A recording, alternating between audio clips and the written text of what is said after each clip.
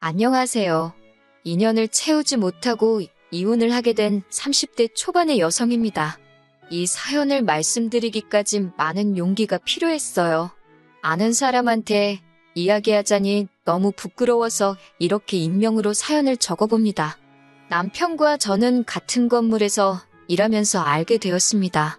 저는 2층에 위치한 학원에서 수학을 가르치고 있었고, 남편은 바로 위층 보험사무실에서 팀장으로 일하고 있었습니다. 접점이 없어 보이지만 그래도 1년 넘게 오며 가며 얼굴을 마주하게 되니 어느샌가 서로 누가 먼저랄 것 없이 안녕하시냐는 짧은 대화는 나누게 되더라고요. 그러다 남편이 하루는 언제 한번 점심이라고 같이 먹었으면 좋겠다고 물었습니다. 저는 솔직히 보험을 권하려고 그러는 건가 싶어서 거절하려고 했지만 제가 원래 싫다 소리를 잘 못하는 성격이거든요.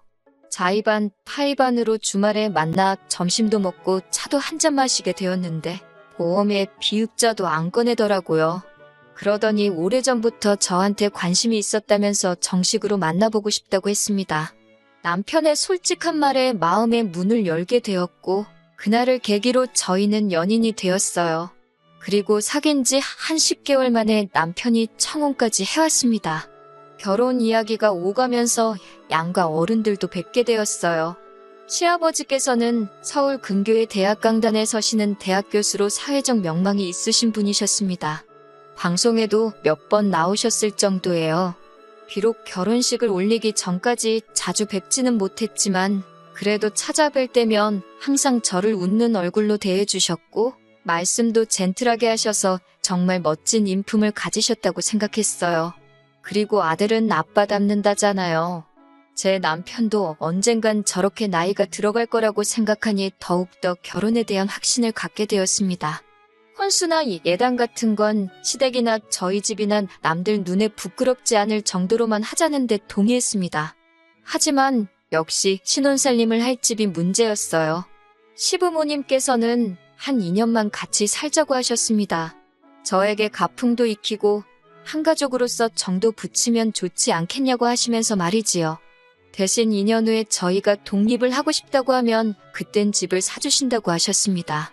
솔직히 이때는 시아버지의 실체도 몰랐고 여러모로 손해는 아닌 것 같아서 좋다고 했습니다. 공짜에 눈이 멀어 제 팔자 스스로 꼬았다고 비난하셔도 어쩔 수 없지만 그때는 정말 이런 시부모님이라면 10년도 모실 수도 있겠다 싶을 정도로 인자하고 좋은 모습만 보여주셨고 약속도 지켜주실 거라고 믿었거든요.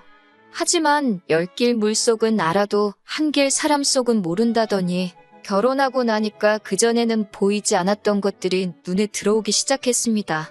시아버지는 제 예상과는 전혀 다른 분이셨습니다. 정말 첫 인상이 와장창 깨질 정도로 말이에요. 꿈에도 상상하지 못했던 사건들이 너무나 많이 일어났습니다. 무엇보다도 술을 너무 좋아하셔서 매일같이 늘 술을 드시고 오셨습니다. 과음으로 인사불성이 돼서 귀가하시는 시아버지께서는 많지 않은 날이면 꼭 속옷만 입으시곤 소파에 누워서 주무셨습니다. 시어머니가 저희도 있으니 추태 부리지 말라고 어르고 달래면 방으로 들어가시는 수순이었어요. 때로는 새벽 한 5시쯤이 되면 일어나서는 곤히 잘 자는 가족들을 다 깨워서 약수터에 가자고 하셨습니다. 한 사람이라도 안 가겠다고 하면 일찍 일어나는 새가 벌레를 잡는다부터 시작해서 일장연설을 늘어놓으셨고요.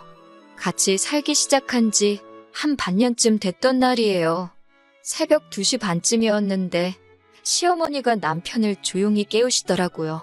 저도 덩달아 잠에서 깼지만 왠지 시어머니가 남편만 조용히 불러내시기에 눈을 감고 자는 척을 하고 있었어요. 나중에 알고 보니까 시아버지가 대학 근처에서 술을 과하게 드시곤 길에서 쓰러져 잠들어 계셨답니다. 그걸 우연히 시아버지 수업을 듣는 학생이 발견해서 시아버지 핸드폰으로 시어머니께 연락을 해온 거였어요. 남편이 운전하는 차를 타고 시어머니가 파출소로 옮겨지신 시아버지를 모셔왔고요. 행여 학교에 소문이라도 나면 큰일 난다며 시어머니가 연락 준 학생에게 돈을 챙겨줬다고 하셨습니다. 너무 부끄럽고 남사스러운 일이지만 그렇게라도 학생 입을 다물게 하려고 그러셨다더군요. 나중에 남편에게 그 이야기를 듣고는 시부모님 두 분 모두께 너무나 실망을 했습니다. 그런 일이 있었음에도 불구하고 시아버지의 음주는 점점 더 심해져만 가는 눈치였습니다. 그러자 결국 하루는 시어머니께서 며느리도 같이 사는 데는 남사스럽다고 채통 좀 지키라며 시아버지께 소리를 지르셨습니다.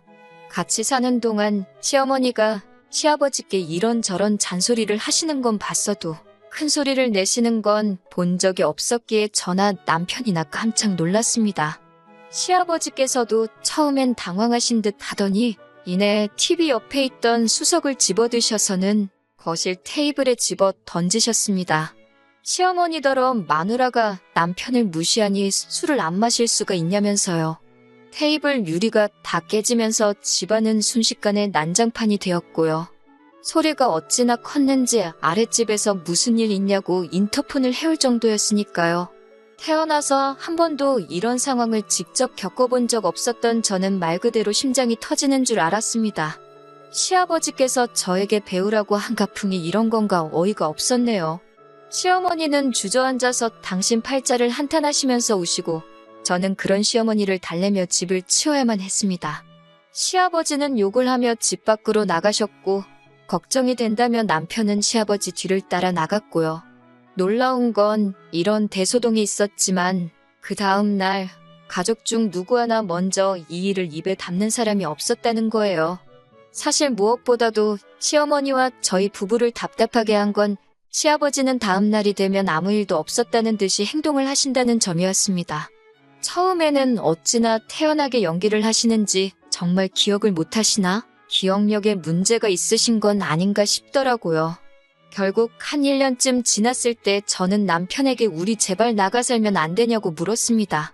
아프신 시아버지 병수발을 할 자신이 없다고 솔직하게 털어놓으면서 말이에요. 그러자 남편은 현실적으로 우리 둘이 맞벌이를 해서 언제 집을 살 수 있겠냐며 1년만 더 버티자고 그러더라고요. 저도 그 말에 딱히 반박을 할 수가 없어서 알겠다고 했습니다. 그리고 그때부터 마음속으로 하루하루를 새고 있었네요. 그리고 얼마 뒤 평소처럼 시아버지는 귀가하시기 전이었고 꾸벅꾸벅 졸고 계신 시어머니께 먼저 들어가 주무시라고 했어요. 그리고는 남편과 제가 거실에서 시아버지를 기다리고 있었고요. 그런데 2시쯤 남편 핸드폰으로 전화가 걸려왔어요. 받아보니 경찰서더라고요. 시아버지께서 엉뚱한 동네에 있는 포장마차까지 가셔가지고는 술에 취해 행패를 부리셨다고 하더군요. 옆자리에 중년 부부가 술을 마시고 있었는데 아내 되는 사람한테 치근덕거리다 싸움이 났고요. 결국 신고를 받고 지구대 경찰관이 나왔는데 그 경찰관한테 욕설을 퍼부으셨답니다.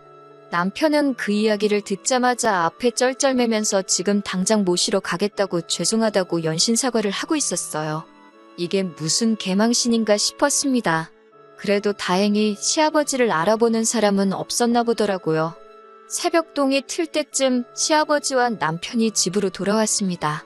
주무시던 시어머니도 소란스러운 소리에 깨셨고 저도 잠 한숨 못 자고 날밤을 샜어요. 술에서 덜 깨신 것 같았는데 뭐가 그렇게 그날은 또 기분이 좋으신지 계속 저한테 사랑의 총알을 쏘시고 저더러 한번 안아보자 그러시는 거예요. 남편이 얼른 안아드리라 그래서 떨떠름하게 어깨동무식으로 대충 안아드렸더니 갑자기 제 팔뚝 안쪽 살을 꼬집듯이 주물럭 거리시는 게 아니겠어요. 저는 어색하게 웃으며 팔을 빼냈습니다. 그러자 또 어딜 가려고 그러냐며 제 손목을 잡아 끄시더니 제 팔뚝살을 또 만지려고 하시는 거예요. 그 순간 더는 아니다 싶어서 제가 시아버지께 왜 자꾸 만지시냐고 아프다고 그러면서 정색을 했습니다. 그제서야 시어머니도 왜 당신을 두고 며느리를 귀찮게 하냐며 억지로 시아버지를 모시고 안방으로 가시더라고요. 제가 남편에겐 너무 기분 나쁘다고 이건 시아버지 술 깨시면 한 번 짚고 넘어갈 문제인 것 같다고 그랬습니다. 그러자 남편은 대수롭지 않다는 듯 왜 일을 크게 만들려고 그러냐며 시아버지가 며느리 예뻐하는 것도 기분이 나쁘냐고 비아냥거리더라고요. 그리고 남편이 이 이야기를 시어머니께도 전달을 했는지 이튿날 회사에 있는데 시어머니께 전화가 걸려왔습니다. 당신들이 딸이 없어서 시아버지가 저를 딸처럼 생각해서 그러는 거니까 너무 기분 나쁘게 받아들이지 말라고요. 하지만 저는 솔직히 시아버지와 며느리 관계를 떠나서 기분이 너무 찝찝했습니다. 하지만 제가 남편과 이혼을 결심하게 된 결정적인 이유는 따로 있습니다. 시아버지의 음주가 결국 저희 부부의 발목을 잡았어요. 10시 정도로 약간 늦은 시간이었지만 음식물 쓰레기를 버리고 자야겠다 싶어서 아파트 1층으로 내려가는데 어디선가 쿵소리가 나더라고요. 놀라서 뛰어나가 보니 세상에 시아버지 차가 아파트 화단에 처박히듯 올라타 나무를 받은 것 같더라고요. 제가 시아버지께 괜찮으시냐고 물어보려는 순간 술 냄새가 진동을 하는 걸 한 번에 알 수 있었습니다. 시아버지께 술 드시고 운전하신 거냐고 그러니 그건 저더러 알바 없다면서 저한테 앞이 찌그러진 차에 타라고 하시더라고요. 제가 왜 그러시냐고 다치신 데는 없냐고 얼른 구급차라도 불러야 하는 거 아니냐고 하니까 됐고 운전을 제가 했다고 하라더군요. 제가 그게 무슨 말도 안 되는 소리냐고 아주 난색을 표했습니다. 그러자 시아버지께서는 내가 대학교에서 잘리면 니들 집은 어떻게 사주겠냐며 어차피 일해봤자 저한테 크게 피해갈 일도 없으니 누가 묻거든 제가 이런 사고를 냈다고 하라셨습니다. 몇몇 이웃들이 무슨 일인가 싶어 밖으로 나왔고 저와 시아버지는 그 몇 안 되는 군중 사이에서 실랑이를 하고 있었습니다. 그때 음식물 쓰레기 버린 제가 안 들어와서 그런지 남편이 따라 나왔더라고요. 저는 그런 남편을 붙들고 방금 시아버지가 하신 말씀을 이야기하며 당신이 빨리 아버님 설득 좀 해보라고 했습니다. 그런데 오히려 남편은 아버님 말씀이 틀린 것도 아니랍니다. 어차피 다친 사람도 없으니 그냥 제가 운전하다 실수했다고 하라는 거예요. 제가 음주운전을 하고 집에 오신 건 범죄라고 절대 협조해드릴 수 없다고 했어요. 그러자 남편은 네가 학원 선생이지 무슨 성인군자냐며 그럼 너는 시아버지가 면허 취소라도 되는 걸 바라는 거냐고 묻더라고요. 그 순간 저는 이 부자지간에게 참교육을 해줘야겠다는 생각이 번뜩 들었습니다. 그래서 경찰을 불렀습니다. 제가 경찰을 불렀다고 하자 시아버지가 이게 무슨 배워먹지 못한 짓거리냐며 얼른 다시 전화해서 못 오게 하라시더군요. 남편도 어떻게 며느리가 시아버지를 신고하냐며 제정신이냐고 화를 냈습니다. 저는 남편에게 이번엔 나무로 그쳤지만 다음에는 진짜 사람이 다칠 수도 있다고 저런 분에게선 면허를 뺏는 게 모든 사람을 살리는 길이라고 설득을 했지만 남편은 들으려조차 하지 않았습니다. 급기야 남편은 먼저 저에게 이따위로 하면 이혼이라고 울음장을 놓더라고요. 그제서야 저도 정신이 들었습니다. 맨날 술 먹고 개가 되는 시아버지도 문제지만 그런 시아버지를 매번 받아주는 시어머니와 남편도 똑같은 사람들이라는 걸요. 저는 남편에게 바라던 바라고 헤어지자고 받아쳤습니다. 막말로 애도 없는데 헤어지지 못할 이유가 없었으니까요. 저는 당황한 부자를 그렇게 두고 집으로 올라와 급한 대로 제 짐을 챙겨서 나왔습니다. 시어머니는 이게 무슨 짓이냐며 아무리 그래도 그렇지 어떻게 아녀자가 기분 따라 집을 나왔다 들어갔다 하냐며 나가는 건 제 자유여도 들어오는 건 아니라고 소리를 치시더라고요. 그래서 저도 다시 들어올 일은 없을 거라고 걱정 마시라고 했습니다. 결국 시아버지는 혈중알코올 농도가 면허 취소 수준으로 나온 데다 블랙박스에 음주운전을 한 기록까지 다 녹화가 되어 있어 결국 면허 취소에 벌금형까지 내려졌습니다. 남편은 그제서야 자기가 잘못 생각했다는 걸 알았는지 저에게 다시 한 번만 이해해달라며 싹싹 빌었지만 저는 소송을 불사해서라도 이혼할 거라고 말해줬어요. 그리고 질질 끌면 시아버지 이야기까지 다 떠벌리겠다고요. 그러자 남편도 더는 제 마음을 돌릴 수 없겠다 싶었는지 이혼에 동의해주겠다 했습니다. 대신 시아버지가 돌아가시면 다시 같이 살자는데 이건 뭐 미친 소리나 마찬가지죠. 그렇게 며칠 전 저와 남편은 마지막으로 협의이혼을 했다는 신고서를 내고 깔끔하게 남남이 되었습니다. 이제 당분간은 술 먹는 사람은 상종도 하기 싫으네요. 시아버지는 면허 취소와 지난번 술에 취해 길에서 발견된 일까지 학교 안에 소문이 나면서 결국 강단에서 물러나셨다고 하더군요. 지금은 뭐 미움도 없고요.